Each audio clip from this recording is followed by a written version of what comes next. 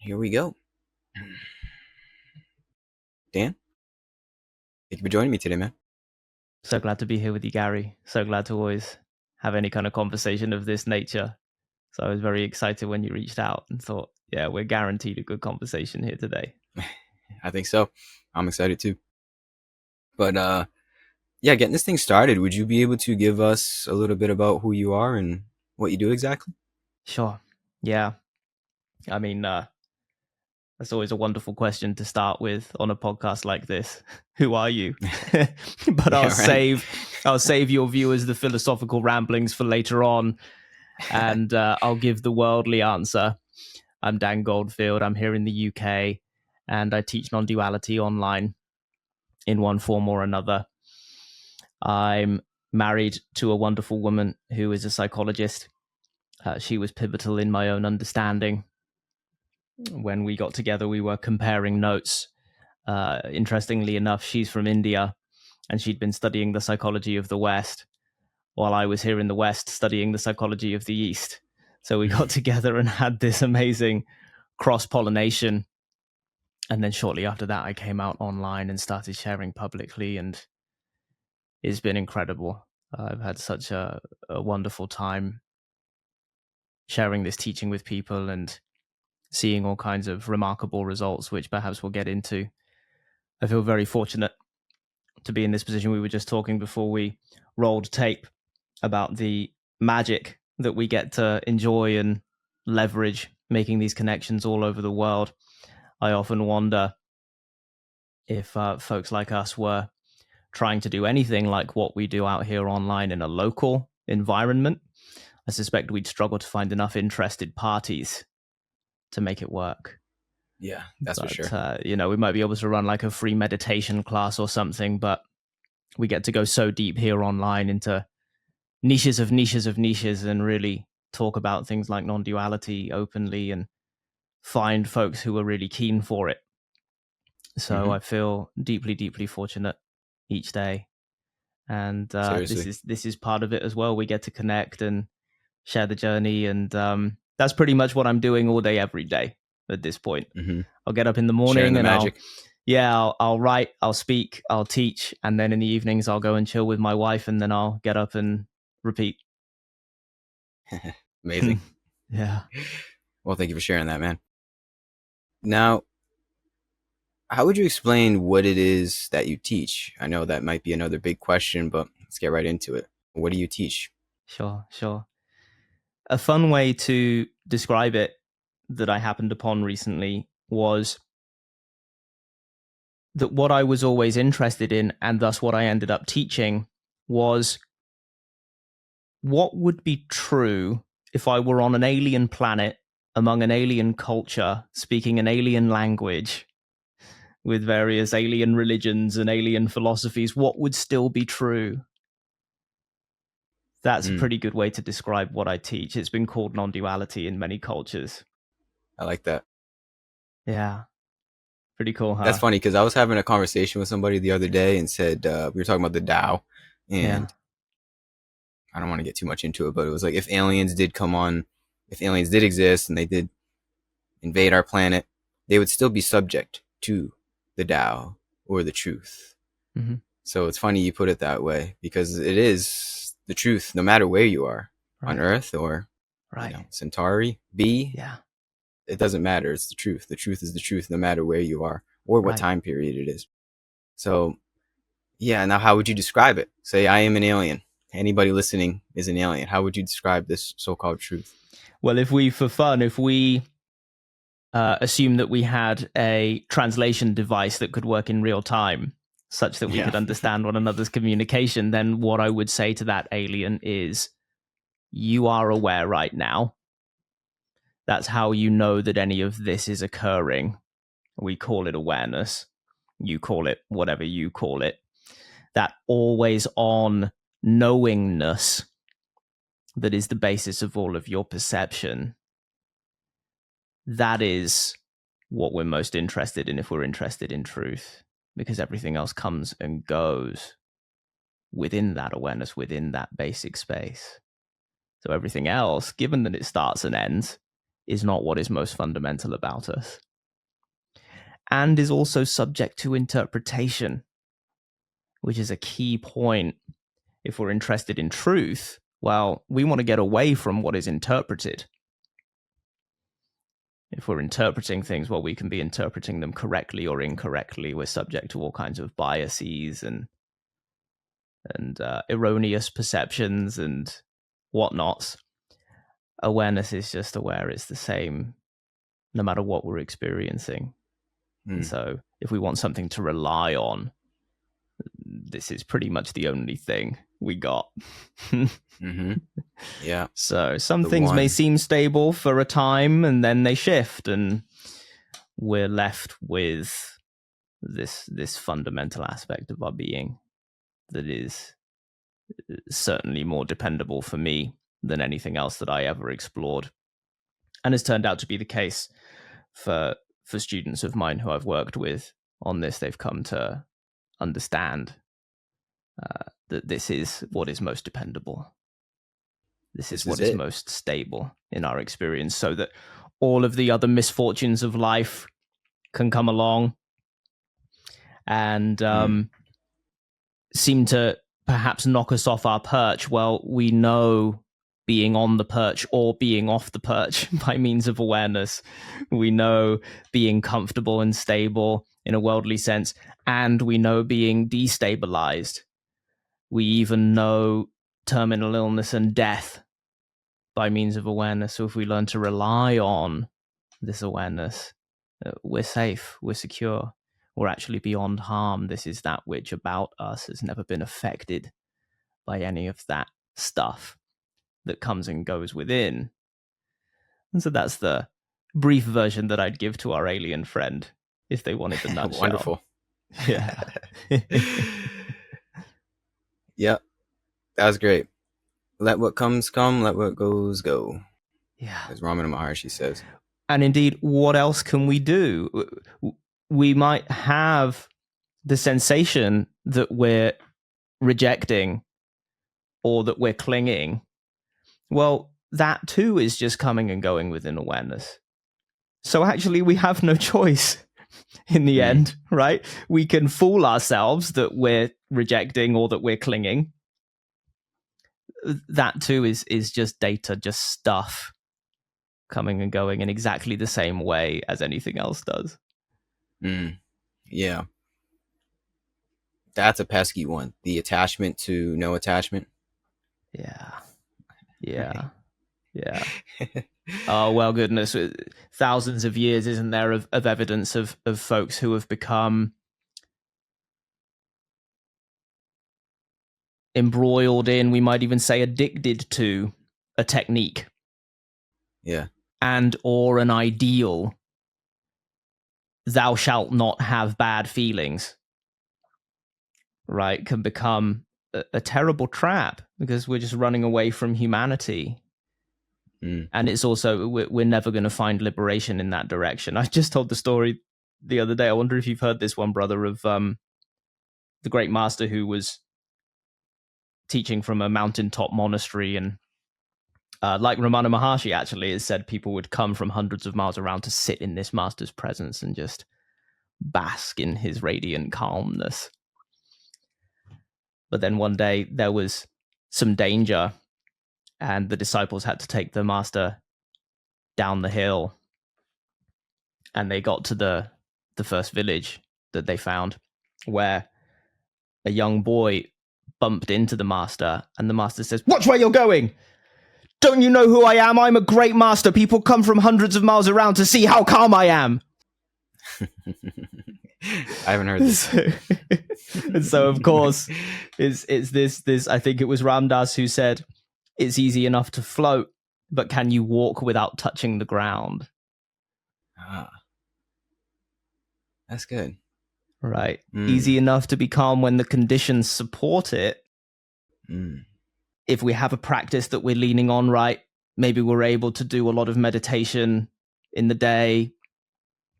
Maybe we have an environment that is very calm, and maybe a community around us of people who are also very calm. Well, they're great conditions.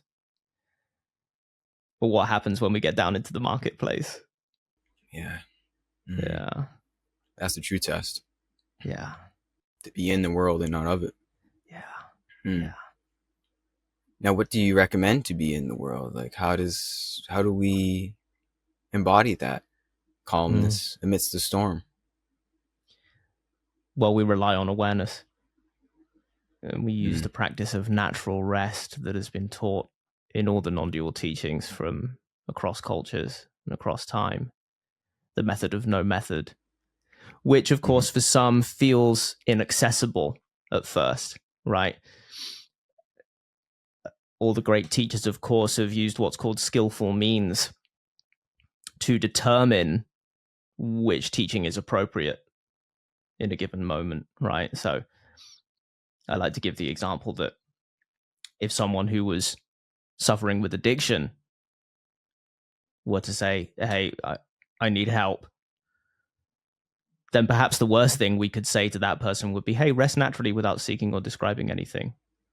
Everything's fine just as it is. You don't need to do anything. Don't make an effort. Don't practice. Don't whatever. What is just the wrong teaching for that person at that time, right? What they probably need is something more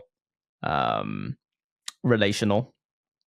We could say more tangible, with which to replace the patterns that are occurring right now, right? And then, if that goes well, then maybe they'll be ready to hear the teaching of rest. But it's always going to lead back to that teaching of rest. Ram Dass said it this way. I quote Ram Dass all the time. He's so wonderful. He said, do you want to be a meditator or do you want to be free? Of course, we all want to be. It's easy to answer that question, right? Everyone says, I want to be free. But of course, some of us, myself included, when we begin exploring this stuff, we insist that we must be given something to do. Yep. Right. Tell me what to do so I can stop doing. Yeah. And so we beat ourselves over the head with it until we become unconscious, and then maybe finally we're ready to give up. Don't you think that's necessary, though, to have a method in the beginning, at least, so that eventually we do see through the method and we free ourselves from the method? I think almost always the answer is yes. But it fascinates me, and no doubt will continue to for the rest of my days, that people are ready to hear the teaching on natural rest at various different times, sometimes before they've ever done so much as a moment of meditation. Now, it's also interesting that those rare folks have often experienced great suffering. Yeah. Which acts as an opening, right? Maybe you've met some of these folks, brother. I've seen a pattern there, right? Where folks who have been through a lot are just very open. But absolutely, I mean, certainly in the context that we're giving any kind of prescriptive method, we always want to include the caveat that yes, relational practices absolutely have their place, and it is very often that one needs to do a practice in order to then release the practice. Right. My first teacher gave the image of using a thorn to remove another from the foot. Right. We tend to need a tool to get what ails us out, and then we can throw both away. Of course, where a lot of folks get stuck is they don't throw them away. They hang on to the trappings, the forms, right, and won't quite go that extra step to release everything. It's fascinating to me that is really individual. You know, we can never really know what one is ready to hear until really we have to be in conversation with them. Is what I've found. We just have to get in front of someone and have the conversation and learn a bit about them and try some stuff. A lot of what I do with students is experiments. We try various practices, various ways of looking at things, ways of seeing things, ways of sitting with things, and see what works. And if they're ready to just rest and allow everything to be as it is, well, they've hit the jackpot. It is absolutely possible for practitioners to just not take up a lot of those extras, that baggage, those deliberate, effortful practices in the proper context, where the non-dual teaching is clear, where it's made clear what it is to rest as awareness. Because, of course, anyone can pick up a book and be really confused about that, right? So we typically need someone to demonstrate. In that context, what I find is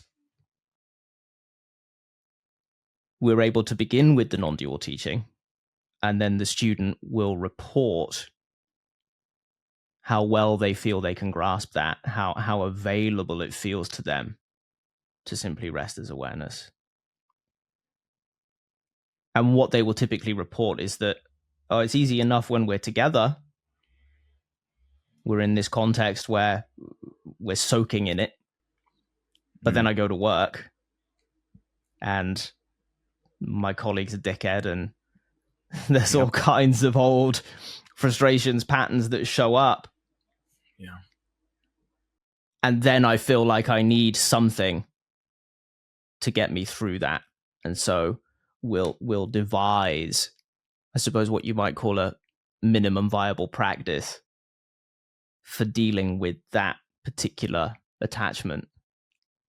But actually, very quickly, in the context where the non-dual teaching is clear, the student finds that almost immediately, as they take up that practice, they see what its purpose is, and they're able actually to cut right through it and see very, very quickly, oh, this, okay, my colleague is like a tree waving in the wind. I actually don't have to be upset by my colleague.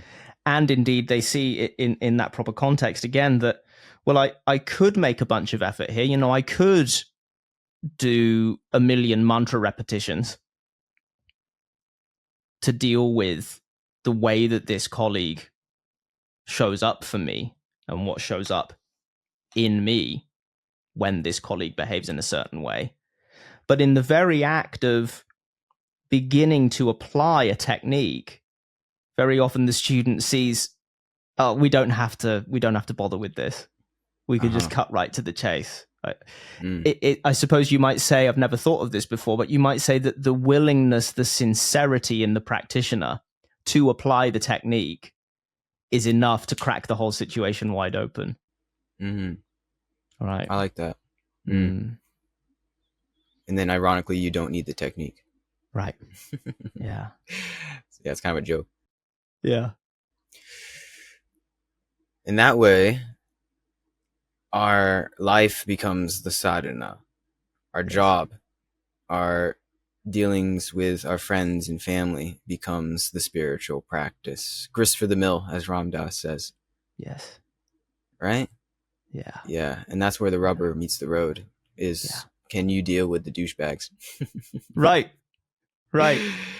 And there's enormous wisdom as well, of course, in each of us saying, actually, no, I can't deal with this douchebag right now. And I need something. I need to sit quietly for 20 minutes when I get home from work and learn to let it go. Yeah. Right. If that's what's occurred. Of course, the opposite is what we call spiritual bypassing, right? No, I don't need a technique. It's all fine. Right. Meanwhile, inside we're getting like gut issues because we're holding on to some tension somewhere, you know? Yeah, that's the tricky line to toe, right? It's also not negating the practice. Yeah. You can't bypass the practice. So that's where it's tricky, man. This whole path is tricky because you got to know what is right for yourself. And it's hard to generalize here. You know, it's hard to put it in a cookie cutter response. It's sort of intuitive. That's what I feel. Do you find that this is intuitive? Yeah, absolutely. Although, of course, we can help one another out. I've called it the spiritual buffet before, this unique predicament that 21st century practitioners find themselves in. I've also called it spirituality.com, where we might kind of log on, right, and find there's all these practices and methods and teachings, philosophies, right, and we can just download as many as we want. And it's like we've got infinite hard drive space. Well, until I suppose we might take the metaphor further and say, actually, perhaps we don't, because we start to get overwhelmed, right? I spent years trying to figure out which teaching and practice was the right teaching and practice. And I suspect you can tell, brother, that that's a fucking dead end. That was going nowhere. That was only frustration. And an impossible question to answer. I was really trying to answer an impossible question there. What I put a finger on eventually that I think is why this is uniquely challenging to us in the 21st century is that we've, of course, brought all of these teachings into one venue, be it visualize the all-you-can-eat buffet or the spirituality.com or whatever, but never before has a generation of practitioners been able to encounter so many presentations of truth. Yeah. And of course, all of these different presentations, these traditions, they came up in far greater isolation than they're in now. So where a teacher wandering around China in the 15th century, you know, rocks up to a village and sees that they're doing all kinds of archaic rituals and says, no, stop all of that. This is the truth. They're doing exactly what they should, right? To bring people, speaking with conviction, to bring people out of suffering. But now we see, okay, well, the Taoists say this is truth. The Zen folks say this is truth. The Tibetans say it's this. The Thai folks say it's that. The Hindus say it's, and we're like, what? They can't all be right because there are differences. Right? And of course, the full circle there is we see they're all pointing at the same thing, just using different language. Right? Different fingers pointing at the moon. That's right. Yeah. But that's another fascination for me, brother, is how we navigate that together and decide wisely, oh, hey, I think this is the right practice for me at this time. And of course, what turned out to be the key for me was just experimentation. It had to be experimentation in the end, because as long as we're deferring to someone else to tell us what we should or shouldn't do, well, we can find endless people who will tell us and an endless succession of teachings and practices to get involved in, all of which would take a lifetime to really go as deep into as one can. So where are we left? Well, we just have to experiment on ourselves. Yep. Amen. Yeah. That's the double-edged sword of the accessibility of information on the internet, is we have so much. We got the buffet, right? An abundance of all of this sacred knowledge, truly sacred knowledge. Yeah. But on the other side of the coin is just too much, actually. It might be a little overwhelming for one. You don't need that much in actuality. Yeah. So experimentation is the way. I like to say it's like a science. This whole path, the pathless path, is a science. It's a trial and error process. Yeah. Yeah. You know? Beautifully said. Yeah. I've referred to Gautama as the OG psychologist. Right. Yeah. Before psychology was a thing. Yeah. Yeah. Because it has way more in common with psychology than it does religion. Oh, 100%. Yeah. Right. Yeah. Do you resonate a lot with Buddhism because of that? Yes. Because you are a psychologist? Yeah. Well, for clarity, I'm not a psychologist myself. Wife is a psychologist. Oh, sorry. I thought you were for some reason. No. You probably are in your own way. Well, I couldn't have sat in the classroom long enough to get the certificate. Yeah. I never got on with academics. But yes, Buddhism was really my way in. My first teacher lived as a Theravada monk for 8 years and then was sent out of the monastery to teach online, where I was fortunate enough to spend hundreds of hours with him one-to-one, soaking up a very modern presentation of Theravada. And then I hopped over to non-duality from there and then stopped hopping. Yeah. Well, that's a huge part of the experimentation, is finding the right people or right person to acquaint yourself with and soak in as much as you can, soak in as much wisdom as you can. You know, find people that are maybe quite potentially a little wiser than you and just hang out with them. That's what I find doing this. This is my sadhana. I know this is like a show and I put it online. People like it. People comment. They say I'm cool, whatever, yada, yada. That's all Yeah, you nonsense. are. That's all stories. Thanks, man. Appreciate that. But really what I'm doing this for is to soak in wisdom from people that are maybe a little bit further along the path. And then whoever wants to join me in that journey, they can. If they don't want to, then you don't have to. But just spending time with people that know, per se, oh, it's priceless. Yeah. It's priceless. What a great premise for a show. All the podcasts that I've enjoyed over time are precisely that, right? The host wants to be with a certain kind of person. Yeah. And have a certain kind of conversation. And so they find a natural audience of others who are also interested in that, right? It's kind of like a foolproof method. Yeah. Seriously. This is honest. Try to be. Yeah. And you don't have to have a show. Anyone listening, I'd like to just say, you don't have to put anything on YouTube. Just find people. Like you found that monk. Yeah. You spent time with him. You didn't record anything, but you probably got a lot from it. Anybody can do that. We have so many resources, which we kind of already alluded to. We have so many resources at our fingertips, in our pockets, at our disposal.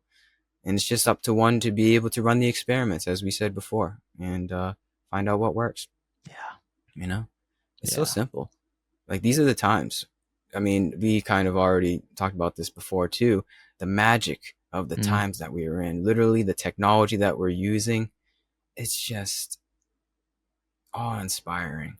Yeah. Right. And there's something very, it's like, this is the one. I don't know. Maybe that's my ego talking, but there's something about this lifetime that it seems like if we've lived previous lifetimes, which I do believe that's a thing, if we've lived previous lifetimes, it all led up to this one. Right?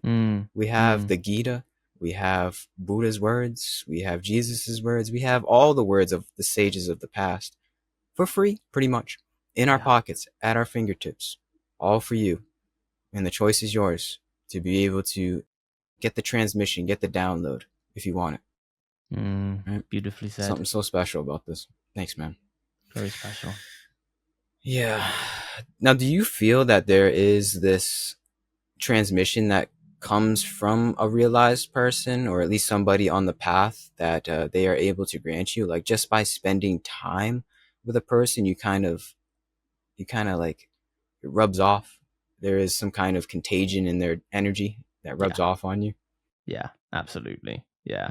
And this is one of those topics where I like to kind of bring together the more mystical with the more scientific, because we can absolutely draw parallels between both. We can speak about this in very mystical ways when we look at the way the word transmission is treated in some Tibetan circles, for example.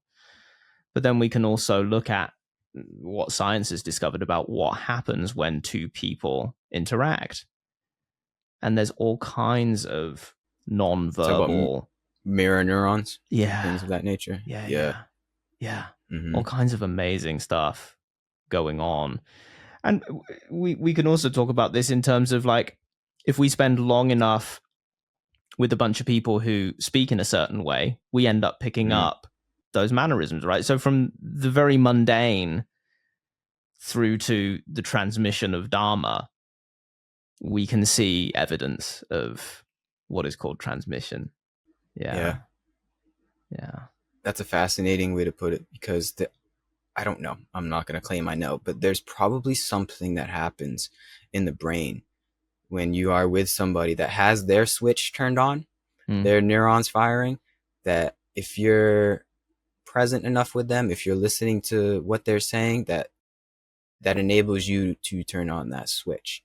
I would say that is a hypothesis of mine. I have no idea if that's a thing. I don't even know how you would test that, but it seems like that's a thing from a mystical nature, and it probably is from a practical nature as well. Yeah, I think this is one of those where we see science kind of catching up to what the Mm-hmm. mystics talk about. You reminded me of a wonderful story of a Zen master who was due to give a Dharma talk with an audience, with a substantial audience. And he took to the stage. I'm not sure it was much of a stage by what we call a stage today. Mm-hmm. And he held a flower in the air. And one monk in attendance smiled and was enlightened. So the story goes. Mm-hmm. Yeah. Just Yep. one among many. Yeah, and that's the essence of, if you got ears to hear it, Yes. let them hear it. Yeah. You got to have the ears to hear it too. Yeah. It's all up to the receptivity of one, if they are ready in some way to be able to have their light switch turned on. Yeah. And going along with that metaphor, I don't even think it really matters what the person is saying. It's just like a matter if you can see the flower or not for the beauty that it is. I think the best teachers, like they're not even like that smart. You know what I mean? Mm-hmm. Often the case. Often the case. Yeah. Yeah. Indeed. We're only trying to get beyond the words anyway, right? No matter what we're saying, it's a concession. It's a compromise. We can't actually explain something that's beyond language, right? So it's the irony. It's exactly as you're saying, brother. It's often the teachers who don't say so much are the most effective. They got the most magic. Right, and maybe they have to rely on. I've hung out with teachers where English hasn't been their first language, right? But they've been teaching in English, and so they've just repeated the same simple instructions over and over again. And there's a way that it soaks in, and there's a way that the thinking mind has to just settle the fuck down. yeah, essentially. Right? Yeah, because it ain't gonna get answers, even if I remember asking questions to teachers for whom English was not their native language, and they wouldn't give an answer that satisfied the mind because they couldn't do the flowery language, the philosophy, right? You read philosophy in English and it's like, shit, is this a big words competition? Right? So much for the mind to fall into and chew on and elaborate upon. Where all the best texts that I've read are fully aware, first of all, of the futility of trying to explain what they're trying to explain. And so the whole text is, in a way, its own undoing. That they're, in a sense, sticking up concessions in words to then bowl over by the time the text comes to a close. Yeah, man. That's the power of the word. Yeah. With a capital W, is it transcends the word. Right. There's something behind the symbol. Yeah. That is essentially nothing, actually. There's not like there's something behind the symbol. Right. Again, sort of a joke. And that's what it's alluding to, is transcending into this sort of empty space beyond the mind, undoing the mind, as you said. That's the essence of koans and Zen koans. Yeah. Is making it so the mind just can't compute. It's almost like some sort of glitch in some way. Yeah. It's either a glitch or a feature. I don't know. Yeah. And I mean, but the essence is just being able to, as you said, escape the endless narrative of the mind, the endless labels, the endless just chattering of the mind. And sometimes from the right person, it just hits, and it just goes, it's like a eureka moment. Yeah. And yeah, that's the magic of the word. Yeah. I feel like there's a lot to be said for compatibility as well. Yeah. In all of it, so many facets to what makes compatibility between two human beings, right? But sometimes we'll hear the same words from a different teacher, but it will hit just right, and more evidence that it's not the words themselves, right? Hence, I learned from many teachers, and I recommend to everyone that they do the same. Visit, hang out, in just the same way as not everyone is your best friend, yet you have many friends. It's kind of good to think that way with teachers, right? And it can change over time, right? Just like our friendship circle does. Yep. We need to hear a certain thing in a certain way at a certain time, and if we can find that compatibility, then wow, that's a jackpot. Yep. It's priceless again. Yeah. I mean, I like to say teachers or teachings only go so far, though, because that can, again, as we've seen in previous time periods, be another attachment. The guru, attachment to the guru or the teacher or the savior. Yeah. So I would just reiterate and say that a teacher only takes you to you. That's as far as it should go, And if it doesn't, if you find one yearning for the teacher, like almost having an addiction to the teacher or the teaching, run the other way. Yeah. Run the other way. Yeah, that's trouble. And I felt that. This is just personal experience. I felt that many times from teachers or teachings. And it's tough because there's a part of you that like feels good. It feels safe in whatever the guidance is. Yeah. But still, you have to transcend that illusion, essentially, of safety to find the safety within. So you don't need any teacher or teaching. Right. Yeah. Yeah. It's tricky. This path is tricky. Oh yeah. Sure. Oh yeah. Many pitfalls. Yeah. Well, we already alluded to this. I think it's intuitive. This is me, at least. But I think, and we've all heard this before, intuition. Everybody's heard of intuition. But I really think that's the truth. And what guides the way is the Sadguru within. No matter what the outward teacher or teaching is, no matter what the outward thing that's happening, follow that inward guidance. It's always there. And I feel as though it's the precursor to the mind. It's the precursor to the chattering, the chattering ego that always wants to just attach some kind of story.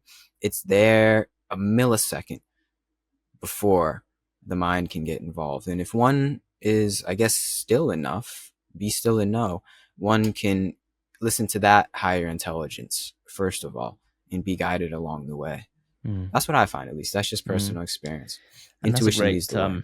That's a great demonstration, brother, of the kind of time when it's absolutely appropriate for someone to take up a relational practice, a deliberate practice, right? If someone's saying, I feel like I can't trust myself.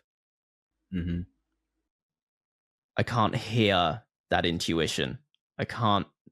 There's so many voices at so many times, each of them telling me a different way to go. Then the correct prescription for someone in that condition is to do a stillness practice. Yeah. Right. Yeah. So we're applying a practice to a specific issue, a specific hindrance. And then once that's cleared, we can drop the practice.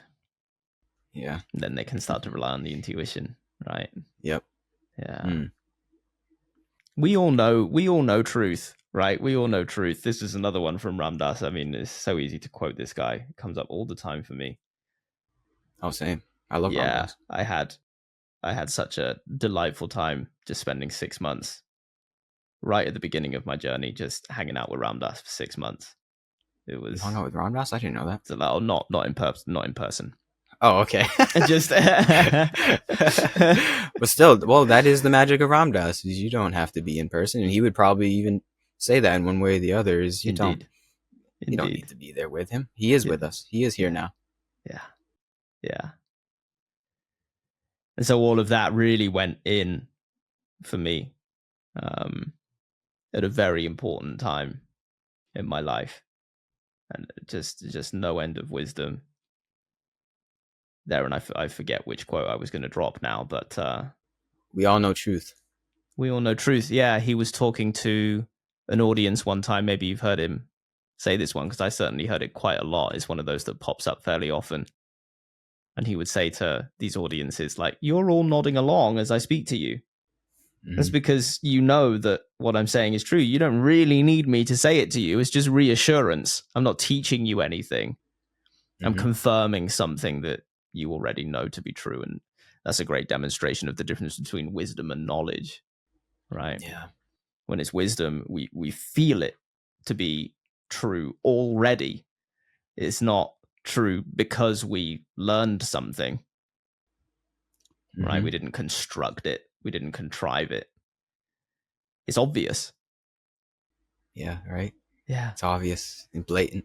Yeah. There's messages that the body sends that is a confirmation. That's a word I never used before. It's a confirmation. Right? Obvious confirmation. And one could say that is intuition in some way. Right. Right.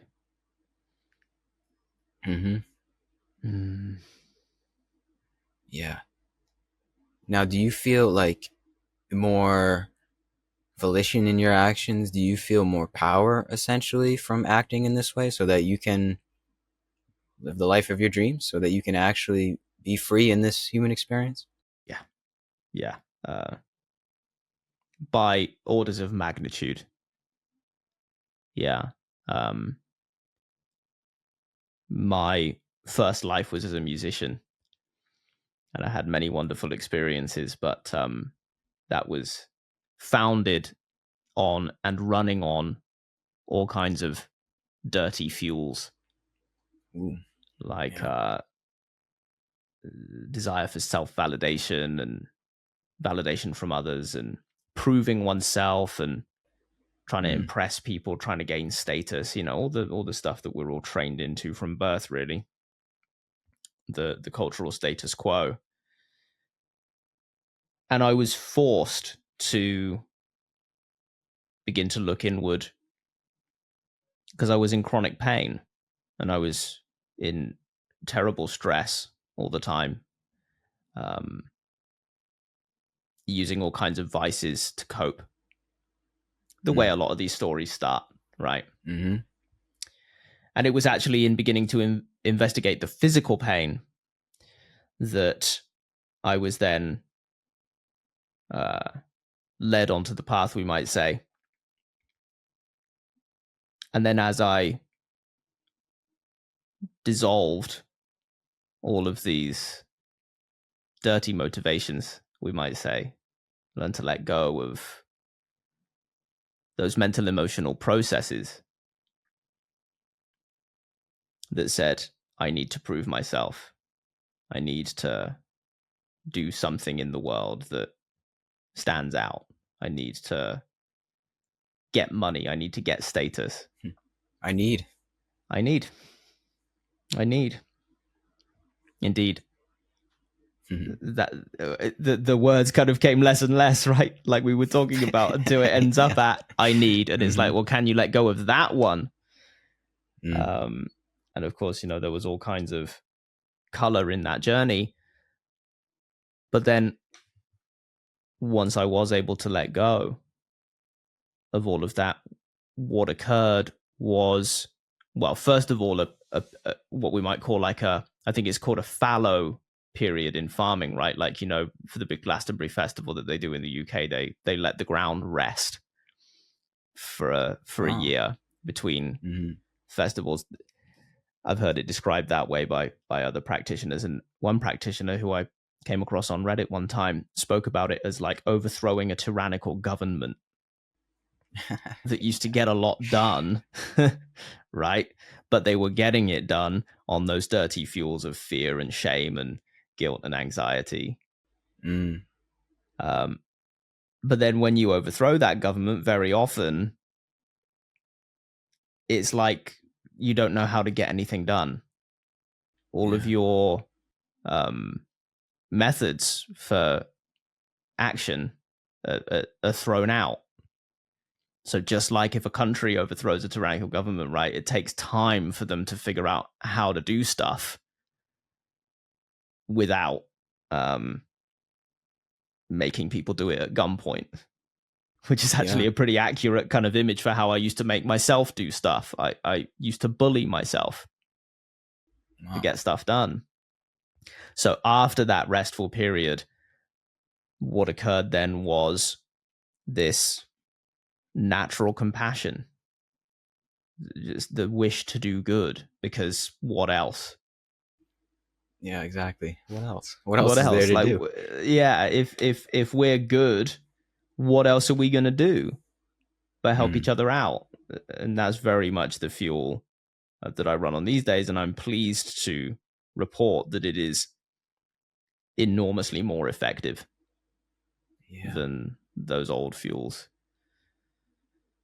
I get much more done, and the doing that I'm doing is much more beneficial.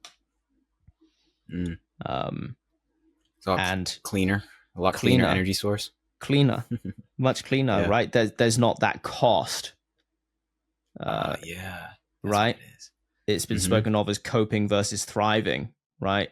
When we're in a coping pattern, we're doing a bunch of shit we don't really want to do, and we're doing it on dirty fuel, and so there's a cost, and so we feel like we have to do something else, ingest something else, or get away from certain things, right? Go on vacation or whatever it is, get into all kinds of trouble. And in a bid to claw back some enjoyment from life, right? Or to somehow deal with the stress, the tension, the bad feelings that we're generating when we're running on those dirty fuels. When we're running on clean fuels, there's no cost involved. Now, it's not that I am writing from the moment I wake up to the moment I go to sleep. You know, there's still a organ in here that burns calories when we do tasks. I certainly have more energy than I used to, but there's still activity and rest, of course. But there's none of that need, right? We're talking about need. Oh, I did a hard day's work. I need a drink. Yeah. That dynamic is long gone. So then we're more capable to work the following day. And so now we're in thriving. We're on an upward spiral rather than a downward one. When we're in that need, of course, right? The harder we work, the more drinks we need afterwards. Therefore, we're hungover the following day, so we have to push even harder. Now there's even more stress. Now we need even more drinks. Before we know it, we're an alcoholic. Right. It's a perpetual cycle. Yeah. Versus I'm so nourished by the work that I'm doing that actually all I really want to do is more work. But you know, I'll take rest when I have to, rejuvenate, restore, and then get right back into it. Well said. Yeah, it's the difference between entropy and momentum. Yeah. Yeah. It's the difference between burning fuel, burning energy at no cost, or burning fuel at a cost that creates pollution in one's life. Yeah. Pollution and distortion. Yeah. It's something that I've wanted to bring into the light a lot, actually, is that there are practical benefits to this. We are more effective in the marketplace for our practices, for our insights. A lot of the time there's this divide between the monastery and the marketplace. Mm. Certainly, traditionally, most folks thought that they should be divided as far as possible, and maybe that was right for the time. But living in this magical time that we do now, there's just no need for that divide. And so I think it's important that we mention the practical benefits of a good practice, that it's okay that this will actually help you to earn more money. Now, as long as you're not cheating people doing it, then no problem. Yeah. Maybe you're earning money to do wonderful things, to benefit people endlessly. No longer do we have to be poor in order to be of benefit. Mm. Mm-hmm. Yeah. That's the essence, is we bring that monk-like attitude, that monk-like lifestyle into the Western world, into the world, into society. And yeah, then one can become this flourishing person in society. I mean, you can do it another way, other ways that people do it, and burn dirty fuels. But I think you're still going against the grain, even if you're on paper successful. I don't know if that's fulfilling, you know? I don't think there's any other way but to be monk-like in your own, in your own character. You don't have to don the robes, is what I'm saying. It's like you bring that essence of monkhood, you bring that essence of the monastery into the lay life. Yeah. And yeah, that's how you flourish. Indeed. Yeah, I gave this a lot of thought, actually, after I visited India with my wife. We went through this amazing flower market where there was the first thing that I noticed was just all this color, so much color everywhere, all these fresh flowers that had been picked that morning. But it was a chaotic environment, people running around and shouting and, carrying huge baskets of flowers on their heads, past, like, children are running past them, and lots of bodies. And it's like, wow, disaster could really happen here any moment. If you've been to Asia, you'll understand. We walked out the back of that flower market and we saw a lot of people sleeping on the hard ground. My wife said they were essentially just trying to take a break because they get up so early to go out and pick these flowers, and then they work all day. They earn enough to feed themselves that day. They go to bed, they get up, they get on the back of the truck, they go and do it all again 7 days a week. Now they'll have time off to observe, like, religious holidays, pujas, religious Hindu celebrations. But other than that, they're 7 days a week.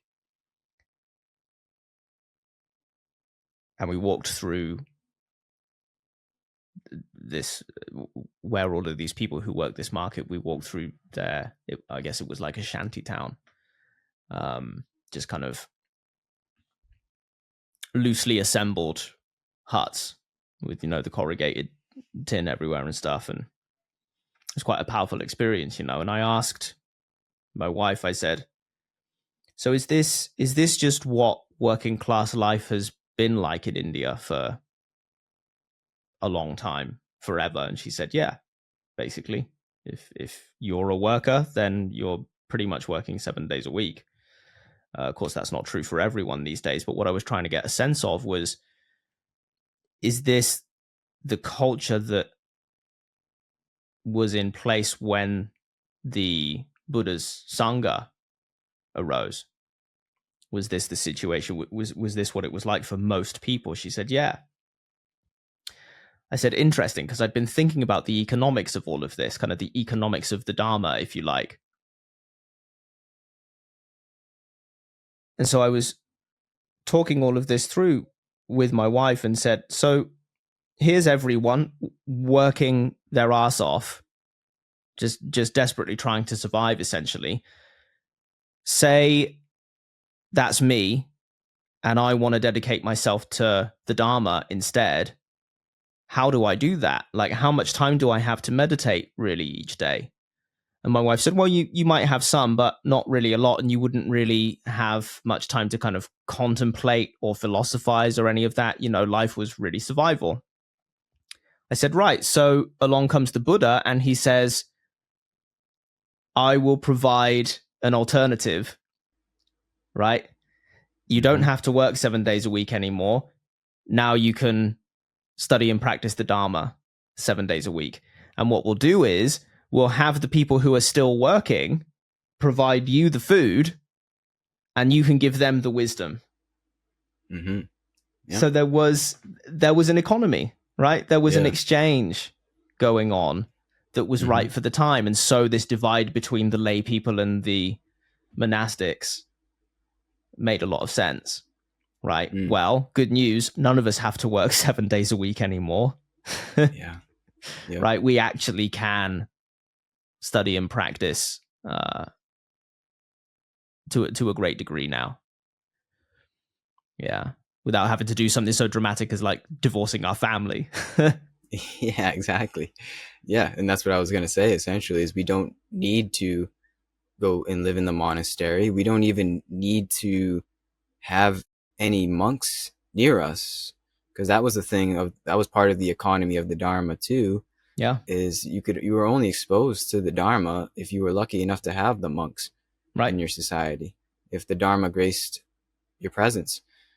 Now we don't necessarily need that. Again, don't negate teachers, but we don't need it. Like, we have it in our fingertips. It's a whole new world. It truly is a whole new world. So yeah, echoing what I said, that's why I think all of the times of the past, the formulas of the past, we could say, paved the way for this one.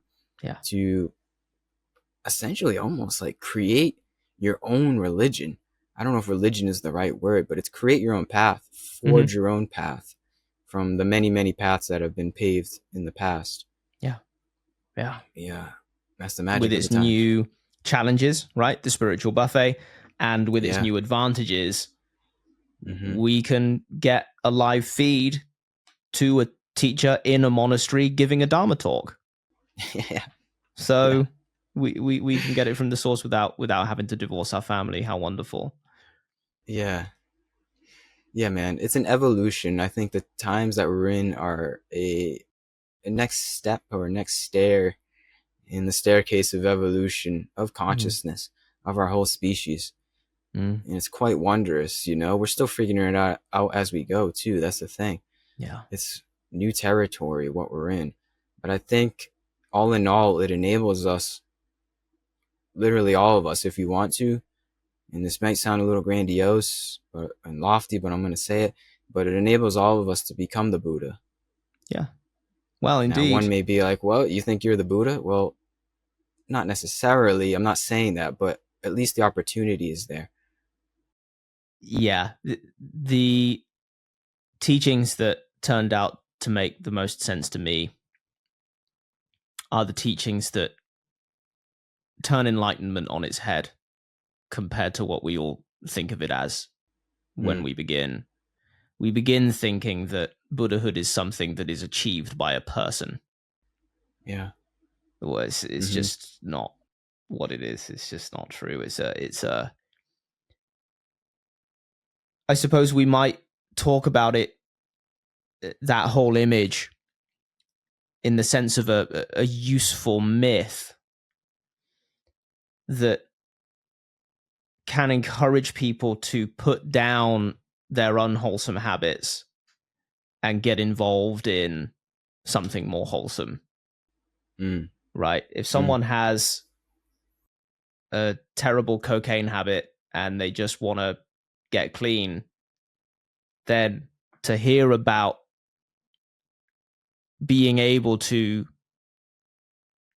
change the tendencies that got them into that mess by their own effort, by adopting a system of rigor, is a wonderful tool. But there's nothing anyone can do to enlighten themselves. And what you touched upon there, brother, previously with, we are all already it. Again, if what we're concerned with is truth, capital T truth, truth that's true anywhere, even beyond the boundaries of the observable universe, if we're there, we're aware. And so if what we're interested in is truth, and if Buddhahood means awakening, seeing things as they are, well, what could be more true? So with some pretty simple reasoning, we can kind of figure this out and say, well, we can, if we choose to, hold on to the ideal that Buddhahood is something that is achieved through countless lifetimes of hardcore practice and a ton of cosmic luck and all kinds of magical, mystical stuff that we can never confirm in our direct experience. Or we can say instead, well, what if, and this is where it started for me, what if Buddhahood is what I am when I get the fuck out of my own way? And I just pulled on that thread. And kept pulling and kept pulling and kept pulling. And so it leaves us in an interesting position to where, yes, it is still somewhat in bad taste to, for example, write in our social media bio, I'm enlightened or I'm a Buddha, right? At the same time, everyone is enlightened already, because what enlightenment is the absence of burden. Enlightenment, the absence of burden, we might say the absence of mental emotional baggage. And what we see in the real practice, in the real teaching, the teaching that is pointed at that capital T truth, is that these burdens never really existed. They came and went, leaving no trace. Now we might say, oh, but I have this anxiety that is pretty much constant. Well, I often like to ask people, well, when did you last laugh at a joke? Were you anxious when you were laughing at that joke? Typically the answer, no. Someone would have to be in pretty deep trouble to answer yes, right? Yeah. So we all have these glimpses of freedom where, another word, I think I wrote a tweet not long ago, who are you when you're laughing at a joke? Right? That's good. Yeah, not a lot of self around when we're really laughing. Yeah. Right? That's Buddhahood. So good. That's Buddhahood. Mm-hmm.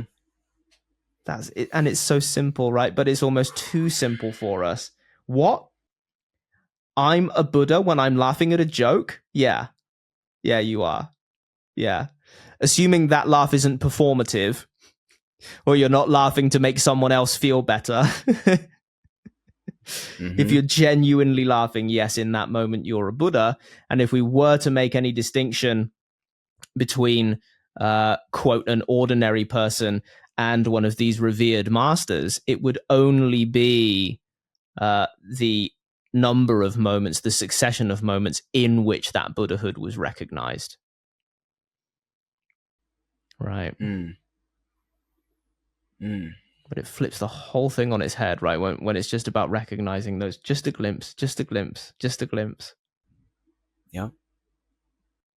And if we glimpse enough, maybe we start to recognize, oh, actually, this is more who I am than who I think I am is who I am. Yeah. And then you can laugh. Yes. Yes. You can laugh not at yourself per se, more like with yourself. You can laugh with the joke. You get in on the joke. Yeah. That's what I like to say. Yeah. Get in on the inside joke. Yes. Yes. Yeah. I just got the image of the laughing Buddha, you know, the image, the symbol that everyone probably knows of the laughing Buddha. Yep, that's what came up for me. Truly. Beautiful. That's good, man. I never heard it put that way, but I think that is the essence. It's like you start to learn how to laugh, take yourself less seriously. And truly, laughter is just, it's so wonderful. It's the greatest medicine. I think it's better than orgasm. Without sounding too crude, right? It's just something very special about this experience. And it's very rare too when we are caught in just bellows of laughter, uncontrollable laughter. It's very, very novel. I can't even remember the last time I was caught in Mm, uncontrollable laughter. mm, mm. Yeah, there's something special about that. But I find that is, even though I'm not laughing 24/7, that would be a little psychotic. I do find this whole experience funnier in some way. And like I said, it's not laughing at it. I'm Yeah, not laughing at all of it, like in some sort of condemnation, right? It's not like, yeah, ha ha ha, I'm holier than thou. yeah, It's laughing alongside God, essentially, if you want to use the G word. yeah. Beautiful. Yeah. Amen. Hallelujah to that.